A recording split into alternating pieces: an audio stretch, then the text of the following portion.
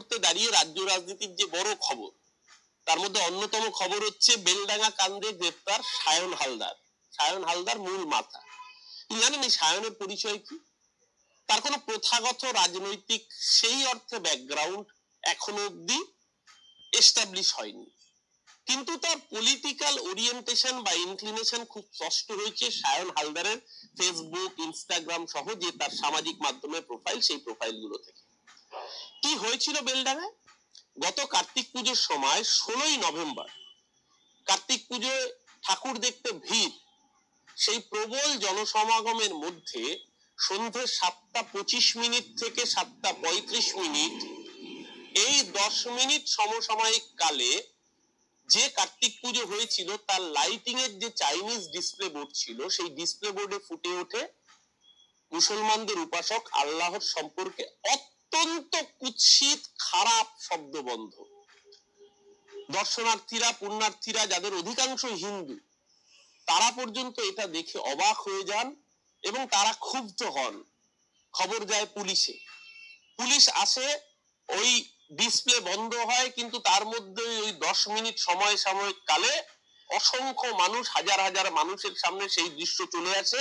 আর আজকে স্মার্টফোনের যুগে প্রচুর মানুষের মোবাইলে সেই দৃশ্য বন্দী হয়।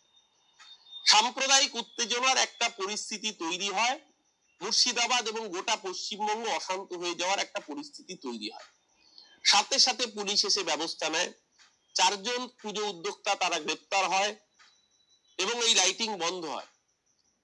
কিন্তু অশান্তির আগুন যাতে রাজ্যকে নষ্ট করতে না পারে সেটা আঁচ করে পরবর্তীকালে 5 দিন বেলডাঙ্গা সহ মুর্শিদাবাদের বিস্তীর্ণ অঞ্চলে ইন্টারনেট পরিষেবা বন্ধ ছিল। কে এই সায়ন হালদার? সায়ন হালদার একটি মেধাবী ছাত্র, বয়স মাত্র 20 বছর।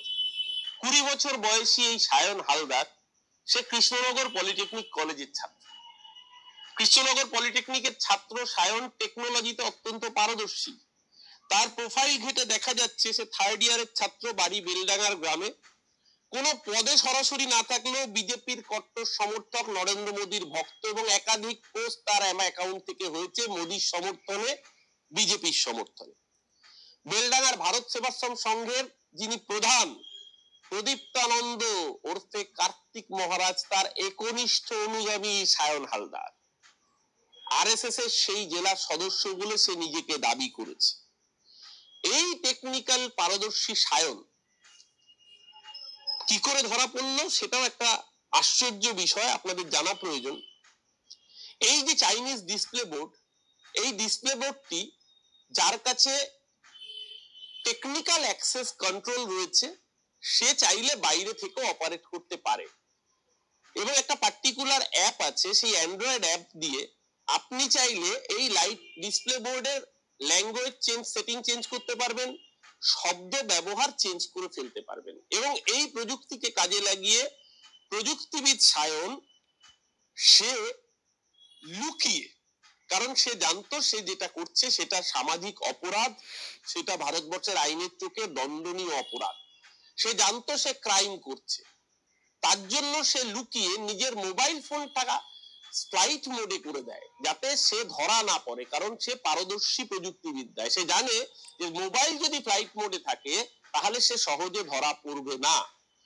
নিজের মোবাইল ফ্লাইট মোডে রেখে সেটি অন্য ওয়াইফাই অ্যাক্সেস করে, অন্য ওয়াইফাই অ্যাক্সেস করে সেখান থেকে ইন্টারনেট কানেকশন এস্টাবলিশ করে ওই অ্যান্ড্রয়েড অ্যাপ দিয়ে যখন দর্শনার্থীদের ভিড়ে ঠাসা মণ্ডপ, সেই সময় কার্তিক পুজোর ঠাকুর দেখতে আসা মানুষের সামনে লাইটিং এর যে বোর্ড, সেই বোর্ডে আল্লাহর উদ্দেশ্যে কুৎসিত শব্দ ব্যবহার করে সাম্প্রদায়িক উস্কানি তৈরি করার চেষ্টা করে। প্রশ্ন এখানেই, সায়নের ইতিপূর্বে কোনো ক্রিমিনাল ব্যাকগ্রাউন্ড নেই, সায়ন কোনো কুখ্যাত অপরাধী, এরকম কোনো প্রিভিয়াস রেকর্ড নেই। তাহলে সায়ন এই সাহসটা পেল কি করে যে এই ধরনের ঘটনা ঘটলে যে তার একটা প্রবল রিপারকেশন হবে, জনমত বিপক্ষে যাবে, আদালত বিপক্ষে যাবে, সেটা সে জানতো। আর জানতো বলেই সে নিজের মোবাইল, নিজের পরিচয় যাতে লুকোতে পারে তার জন্য ফ্লাইট মোডে নিজের মোবাইলটাকে দিয়ে অন্য ওয়াইফাই অ্যাক্সেস করে পার পেতে চেয়েছিল। প্রথমে অসুবিধা হয়েছিল গোয়েন্দাদের, কারণ আইপি অ্যাড্রেস ট্র্যাক করা যাচ্ছে না, কোন মোবাইল থেকে করা গিয়েছে সেটা ধরাই যাচ্ছে না।